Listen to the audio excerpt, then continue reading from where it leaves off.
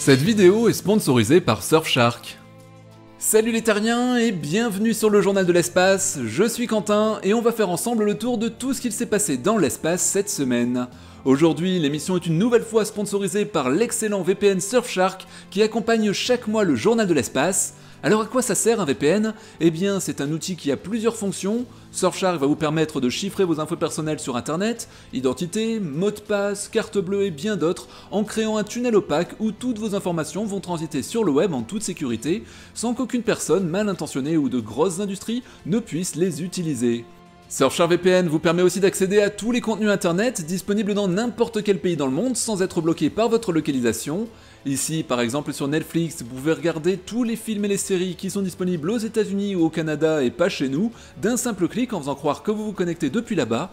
Et ça marche aussi pour tous les pays et toutes les plateformes comme Disney+, Amazon Prime et bien d'autres. Bon, en plus de ça, Surfshark c'est totalement illimité sur absolument tous vos appareils avec un seul compte, à la différence d'autres VPN, et ça, c'est plutôt pas mal.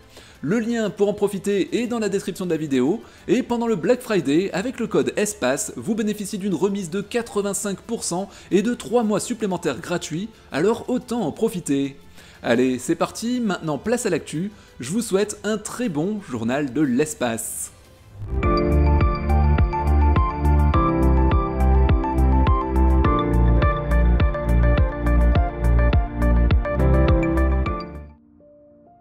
Quel spectacle, quel suspense et surtout quelle émotion! Mercredi matin à 7h47 heure française, la gigantesque fusée lunaire SLS de la NASA a pris son envol depuis Cap Canaveral en Floride pour propulser le vaisseau Orion autour de notre satellite naturel la Lune pour y accomplir sa mission.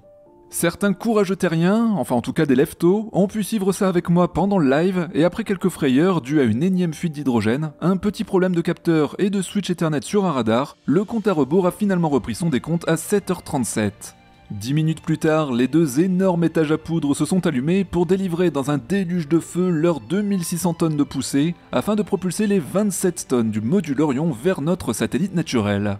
Bien sûr, tout n'a pas été facile pour ce nouveau lanceur qui, comme vous le savez certainement, a connu plusieurs soucis de fuite d'hydrogène et deux retours à son bâtiment d'assemblage. La NASA a tout de même tenu à préciser que tout cela était normal pour une jeune fusée de cette complexité. N'oublions pas d'ailleurs que le SLS c'est une déclinaison de la technologie mise en œuvre pour la navette spatiale qui à l'époque a également connu bien des déboires lors de sa mise au point. À cela s'ajoutent des évolutions technologiques très nombreuses et pointues qui ne sont pas forcément visibles par le grand public, étant donné que 40 ans séparent tout de même la conception de ces deux systèmes de lancement. Quoi qu'il en soit, j'aime à dire qu'un retard vaut mieux qu'un échec, nous en avons encore la preuve avec ce magnifique succès, fruit du travail de centaines de milliers de personnes. Avec le succès de la mise en œuvre de Capstone cette semaine, nous pouvons enfin dire que la grande aventure lunaire Artemis a commencé, et il me tarde déjà de suivre les péripéties de la capsule Orion.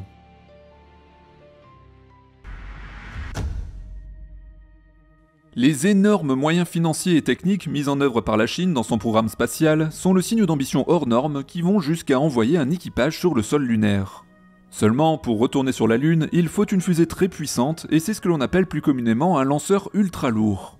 Si les Américains ont déjà à leur catalogue l'emblématique lanceur SLS pour leur programme de retour lunaire Artemis, c'est-à-dire le successeur de la Saturne V du programme Apollo, la Chine elle n'est pas en reste avec une nouvelle fusée géante en développement depuis 2016, la Longue Marche 9. Bon, même si le SLS impressionne, soyons honnêtes, il s'agit bien d'une fusée d'ancienne génération, et les ingénieurs et décideurs de la CNSA, l'agence spatiale chinoise, l'ont bien compris. C'est au Zhuhai Air Show, un grand salon aéronautique au sud de la Chine, qui a eu lieu du 8 au 13 novembre dernier, que nous avons découvert un modèle complètement différent de la fusée Longue Marche 9 qui était initialement prévue. Regardez bien ce lanceur, on y découvre des ailettes de contrôle, un nombre assez élevé de moteurs et aucun booster latéral. Ça ne vous rappelle rien ? Et oui, aussi incroyable que ça puisse paraître, ça ressemble beaucoup à un Starship de par sa taille et sa forme, mais aussi à une Falcon 9 gros modèle avec un premier étage réutilisable qui va remplacer le modèle classique consommable ou jetable si vous préférez. Mieux encore, on sait aussi que le choix du réutilisable a été officialisé le 7 novembre par Li Yubing, directeur du département du design général à la CALT, l'académie chinoise chargée du développement des nouveaux lanceurs. Pour une fois, ici on en sait un peu plus techniquement sur ce projet. La fusée sera à 3 étages, fera 108 mètres de haut, 10 mètres de diamètre et aura une masse de 4180 tonnes. Elle sera capable d'envoyer 150 tonnes en orbite basse terrestre, 50 tonnes en orbite de transfert lunaire ou 35 tonnes en orbite de transfert vers Mars. Le plus fou dans tout ça, c'est encore le calendrier qui n'a même pas changé, et cette nouvelle version de la Longue Marche 9 devrait être prête pour un vol d'essai vers 2027. Bon, niveau date, sur un projet classique, j'aurais tendance à être prudent par rapport à ce qui est annoncé, mais la Chine a su nous montrer qu'elle était capable de réaliser des projets de grande ampleur très rapidement. Il suffit pour cela de regarder leur station spatiale Tiangong, plus petite que l'ISS certes, mais qui vient d'être terminée seulement 19 mois après le début de son assemblage. Liu Bing a également pris soin de rappeler lors de son interview que la conception n'a pas été finalisée et que l'on verra probablement des changements apparaître à mesure que l'équipe sélectionne la meilleure solution pour augmenter au maximum sa capacité d'emport. Clairement, il reste encore beaucoup de travail pour espérer voir un jour voler cette Longue Marche 9 réutilisable, car au-delà de la maîtrise de la récupération, qui est déjà un défi en soi, la motorisation sera aussi complètement à revoir.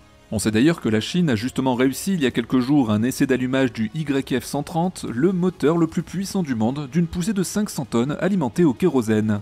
Ce moteur, initialement destiné à la Longue Marche 9 classique, devient par contre obsolète pour faire de la réutilisation de boosters, où il est nécessaire de disposer de plusieurs moteurs plus petits, ce qui permet ici de n'en rallumer qu'une partie pour le retour sur Terre. C'est d'ailleurs ce que fait déjà SpaceX avec sa Falcon 9, ou ce qu'elle prévoit aussi avec son Starship.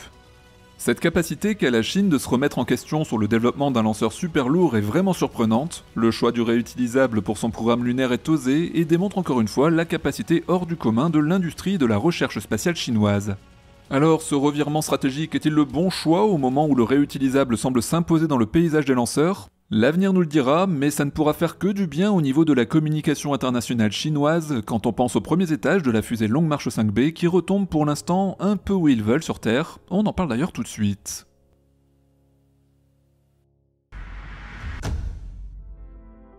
Comme on vient de le voir, Liu Bing a bel et bien annoncé un changement de stratégie radical pour la future Longue Marche 9, et comme cela ne suffisait pas, la Longue Marche 5B, la fusée qui a lancé les modules de la station spatiale Tiangong, est également concernée. Ce lanceur lourd sera bientôt utilisé à cadence élevée, et il est prévu que dans un avenir proche, elle lance principalement des constellations, dont notamment Guohuang, le Starlink chinois. Composé de 13 000 satellites, ce réseau fournira de l'internet haut débit à tous les territoires chinois, et d'après nos infos, ce serait un étage supérieur récent de type Yuanzheng 2 ou YZ2 qui sera utilisé pour effectuer les missions de mise en orbite. Soutenu par le gouvernement chinois, plusieurs startups nationales en développement seront bientôt capables de lancer une partie de Guohuang avec des petits lanceurs, mais pour mettre en place rapidement une constellation, il faut une fusée ayant fait ses preuves et capable de lancer à fréquence élevée de lourdes charges. C'est donc là que la puissante Longue Marche 5B est tout indiquée pour réaliser cette prouesse. Bon, lancer plus souvent des Longues Marches 5B, pourquoi pas, on sait que les Chinois en sont capables, mais comme je le disais à la fin du sujet précédent, il va falloir trouver une solution à l'épineux problème du retour incontrôlé du premier étage qui occupe toujours le devant de la scène à chaque lancement. Rappelez-vous d'ailleurs la dernière rentrée du 4 novembre qui avait monopolisé l'espace médiatique et a tout de même nécessité la fermeture partielle de l'espace aérien européen. Alors maintenant imaginez cette situation si la cadence augmente, un joyeux bazar en perspective. Bref, juste avant je vous parlais de ce fameux deuxième étage, YZ2, eh bien c'est peut-être la solution. Selon plusieurs experts américains, il pourrait fournir la vitesse nécessaire pour transporter les charges utiles en orbite sans que le premier étage, lui, n'ait besoin d'atteindre une vitesse orbitale. En clair, sa vitesse serait plus faible et sa trajectoire bien plus courte et donc surtout plus prévisible. Également, la rentrée de l'étage de la Longue Marche 5B ne doit pas faire oublier un problème plus général, celui des rentrées atmosphériques de tous les autres lanceurs actuellement sur le marché, car pour info et selon un récent article de Nature Astronomy, il est évalué que les pratiques spatiales internationales actuelles représentent un risque de 10% de rentrées incontrôlées, pouvant causer une ou plusieurs victimes sur une décennie. Du coup, si vous avez peur que le ciel vous tombe sur la tête, eh bien il est encore temps de vous faire construire un abri souterrain, car la Longue Marche 5B devrait lancer Xuntian, un télescope spatial de classe Hubble avec un grand champ de vision. Il sera en orbite avec la station spatiale Tiangong et pourra même s'y amarrer pour des réparations, de l'entretien et éventuellement des mises à niveau. Cette mission est prévue dès la fin de 2023, ce qui est demain pour un tel projet.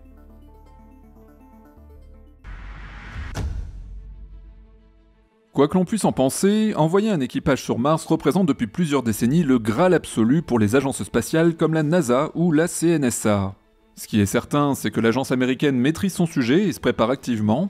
Le 10 novembre dernier, elle a effectué avec succès un essai en vol grandeur nature d'un nouveau bouclier thermique gonflable qui pourrait très vite devenir un progrès décisif pour les futurs systèmes d'atterrissage de vaisseaux martiens.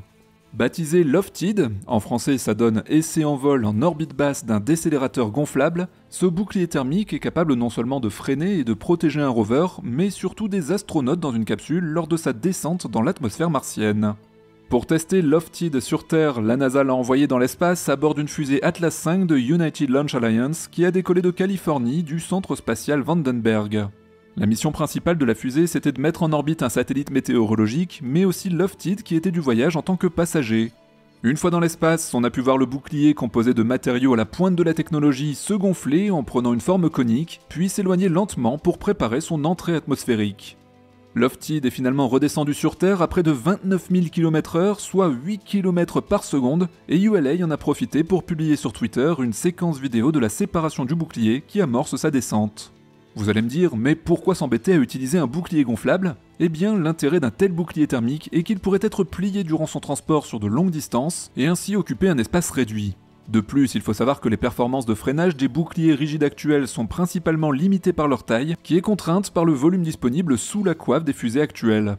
En résumé, plus le bouclier est grand et plus ses capacités de freinage sont importantes, ce qui permet d'envoyer des engins beaucoup plus lourds sur Mars.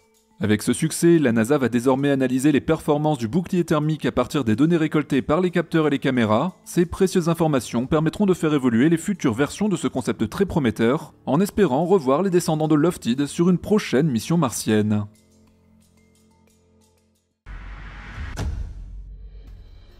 Un grand ouf de soulagement, c'est ce qu'ont certainement ressenti les équipes chargées du pilotage du satellite Capstone. En effet, c'est le 14 novembre que le nanosatellite américain a enfin atteint la Lune pour effectuer une mission essentielle pour Artemis, valider l'orbite de la future station lunaire Gateway. Nous vous en avions déjà parlé plusieurs fois dans de précédents JDE, mais un petit rappel ne fait jamais de mal, pas vrai ? L'orbite choisie par la NASA pour y installer sa station spatiale Gateway a une forme très particulière. On parle ici d'orbite quasi rectiligne de halo très excentrique, un terme un peu technique je l'avoue, mais qui offre plusieurs avantages. Premièrement, cela permet de maintenir la station en vue directe de la Terre pour faciliter les communications. Deuxièmement, c'est une orbite très économe à maintenir et qui nécessite donc l'emport de beaucoup moins de carburant. Et troisièmement, elle facilite l'accès à la surface lunaire en passant régulièrement très près de la surface. Vous comprenez mieux pourquoi la mission est cruciale pour la NASA. Nous avons eu très peur pour Capstone qui a connu de nombreux incidents avant d'atteindre sa destination. Le dernier en date concernait la mise en rotation incontrôlée du petit engin lors d'un contrôle de routine à mi-parcours, qui n'a été complètement résolu que très récemment grâce au savoir-faire des ingénieurs de vol. Capstone devra maintenant fonctionner au moins 6 mois autour de la Lune pour valider l'orbite et préparer l'insertion des premiers modules de Gateway. Espérons là encore que tout se passera bien pour le petit satellite, sur lequel repose aussi le respect du calendrier très tendu d'Artemis.